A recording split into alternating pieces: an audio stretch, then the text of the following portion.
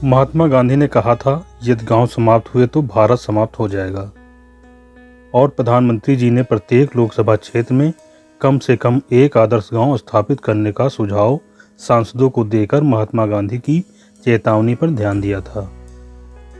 इस प्रकार 790 आदर्श गांव तो बन जाएंगे और यदि प्रांतीय सरकारें भी अपने विधायकों को ऐसा ही सुझाव दें और उसे लागू किया जाए तो लगभग 4000 और आदर्श गांव बन सकते हैं।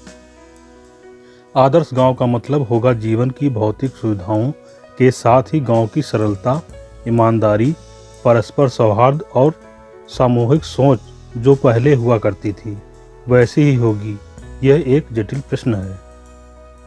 गांधी जी के विचारों को माने तो ग्राम स्वराज के अंतर्गत सभी गांव स्वावलंबी होने चाहिए और प्राकृतिक संसाधनों के उपभोग में ग्रामीण का निर्णय ही नहीं, ग्रामीणों का स्वामित्व भी होना चाहिए।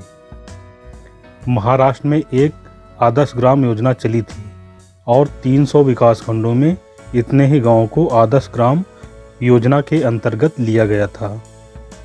पता नहीं इन गांवों का क्या हुआ। उत्तर प्रदेश में भी अंबेडकर, लोहिया और जनेश्वर मिश्र के नामों से ऐसी ही योजनाएं चली थी, लेकिन इन्हें आदर्श गांव नहीं कहा जा सकता है।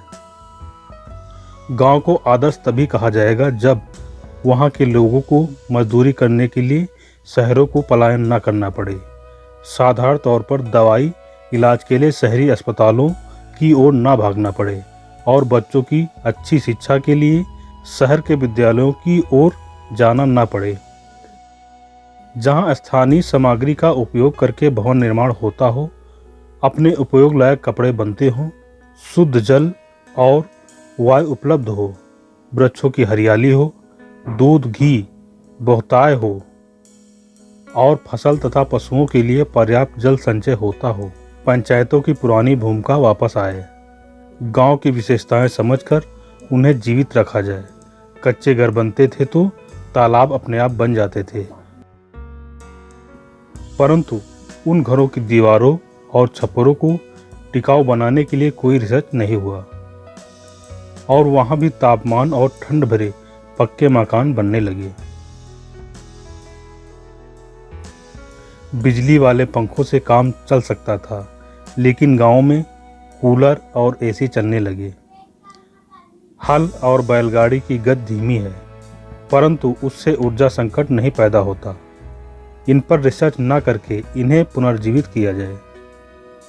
जब हम वैकल्पिक ऊर्जा जैसे सौर, पवन और बायोगैस का भरपूर उत्पादन और उपयोग कर सकते हैं तो मुफ्त बिजली देकर ग्रामीणों का ईमान खराब करने की आवश्यकता नहीं है और न खैरात देकर उन्हें भिखारी बनाने की ज़रूरत है।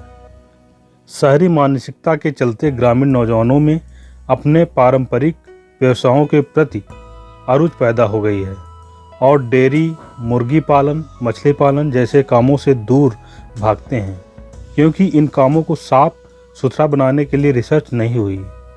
किसान गेहूं पैदा करता है और व्यापारी को 15 से 20 रुपए प्रति किलो बेचता है, जो उसकी दलिया बनाकर दोगुने दाम में बेचता है।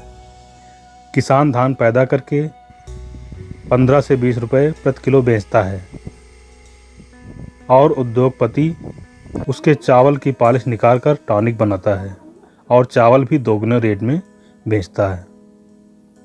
ग्रामीण फल और सब्जी उगाता है और सड़ने के डर से किसी भाव में बेच देता है।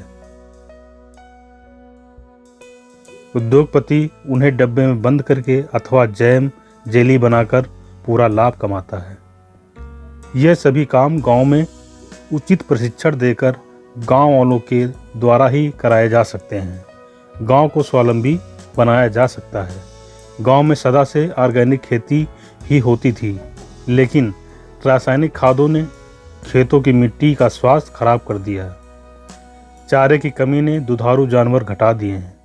दूध दही की जगह ग्रामीण नौजवानों ने चाय की राह पकड़ ली है।